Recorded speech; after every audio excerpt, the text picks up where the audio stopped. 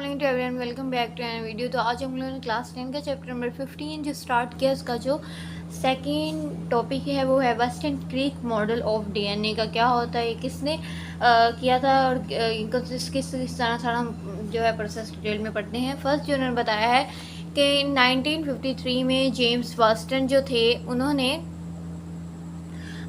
और फिर Francis Crick जो थे उन्होंने प्रपोज करवाया था स्ट्रक्चर ऑफ डीएनए का। ये अकॉर्डिंग किस पे होता है, वास्टन क्रिक मॉडल पे जो है उन्होंने उनके अकॉर्डिंग जो उन्होंने वास्टन क्रिक मॉडल के उनके अकॉर्डिंग जो था साइंटिस्ट थे, उन्होंने कहा था डीएनए जो है वो कंसिस्ट होता है पॉलीन्यूक्लियोटाइड्स के स्ट्रैंड्स पे। उन्होंने कहा था ये जो स्ट्रैंड्स होते हैं इन्हें कोल्ड अराउंड यानी अराउंड कोल्ड इस टाइप के होते हैं। कोल्ड अराउंड किसके होते हैं, मॉलिक्यूल जो कंसिस्ट होते हैं पॉलीन्यूक्लियोटाइड्स कोल्ड अराउंड। इन्होंने कहा इनकी जो फॉर्म होती है वो डबल हिलेक्स होती है, इस टाइप की, ये इस टाइप की डबल हिलेक्स होती है। और उसके बाद उन्होंने कहा था कि जो फॉस्फेट शुगर और बैकबोन के आउटसाइड पे पाए जाते हैं डबल हिलेक्स, और नाइट्रोजनस बेस जो होती है उनके इनसाइड पे, नाइट्रोजन बेस के इनसाइड पे जो है मुश्तमिल होते हैं, नाइट्रोजन बेस के इनसाइड पे ये पाए जाते हैं। उसके बाद उन्होंने कहा था कि ये जो डबल हिलेक्स होते हैं नाइट्रोजन बेस, इनके ऑपोजिट होता है वो न्यूक्लियोटाइड्स होते हैं। अगर आपने देखे हैं न्यूक्लियोटाइड्स भी बताए गए हुए हैं बीच में, इसके प्रोसीजर उनका साइड पे न्यूक्लियोटाइड्स पाए जाते हैं।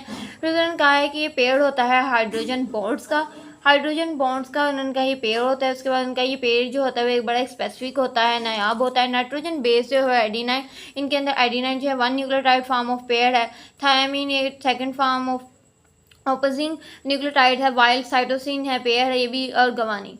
इनका ये टू जो हाइड्रोजन बॉन्ड्स हैं एडेनिन एंड थायमीन, ये इन्होंने कहा है 3 हाइड्रोजन बॉन्ड्स के दरमियान होता है। और ये साइटोसिन और गवानीन भी जो है वो 3 के दरमियान ये पाए जाते हैं। और जबकि 2 हैं hydrogen bonds adenine and thymine, ये 2 के दरमियान जो हाइड्रोजन बॉन्ड के दरमियान पाए जाते हैं। उसके बाद हम पढ़ेंगे डीएनए रेप्लिकेशन। डीएनए रेप्लिकेशन क्या होती है, ये भी एक स्टडी उन्होंने कहा था कि 10 क्लास में जाके पढ़ेंगे 11 में, कि सेल साइकिल जो है इसका सेल डिवाइड से किस तरह करता है, ये डीएनए डिप्लीकेट किस तरह होता है, और इसमें बाद में कैसे डन टू मार्क की इसकी कॉपीज़ किस तरह क्रोमेटाइड्स होती हैं क्रोमोसोम्स के ज़रिए। ये रिप्लिकेशन प्रोसेस इसका किस तरह चलता है डबल हिलेक्स में, ये अनवांटेड होता है, टू राउंड होता है, टेम्पलेट होता है। तो आपसे पूछ सकते हैं कि डीएनए रेप्लिकेशन ग्राफिशन बताएंगे, मॉडल्स के बारे में पूछ सकते हैं। सो ये सिंपल है, इसमें इतना कुछ खास नहीं है। और उसके बाद नाइट्रोजन के 2 बेस न्यूक्लियोटाइड्स के बारे में, और ये टेम्पलेट जो स्ट्रैंड्स है एक न्यू पॉली न्यूक्लियोटाइड स्ट्रैंड है, इसके फ्रंट पे ये पाया जाता है। किसके फ्रंट पे पाया जाता है, ये पाया जाता है N base nucleotides and DNA के फ्रंट पे पाया जाता है। जीपर इसके वे में दूसरे वे में टेम्पलेट स्ट्रैंड है जो पॉलीमर स्ट्रैंड के फ्रंट पे पाया। ईच जो है ये दोनों न्यू स्ट्रैंड आपस में मिलकर डीएनए को डबल हिलेक्स से मिल जाते हैं आइडेंटिकल। ये ओरिजिनल जो है इसकी शेप इस टाइप की होती है, इस टाइप की होती है ये स्ट्रैंड। ये डबल हिलेक्स से अनबाउंड होता है, सेपरेट होता है, और ये टेम्पलेट होता है, इस टाइप का होता है।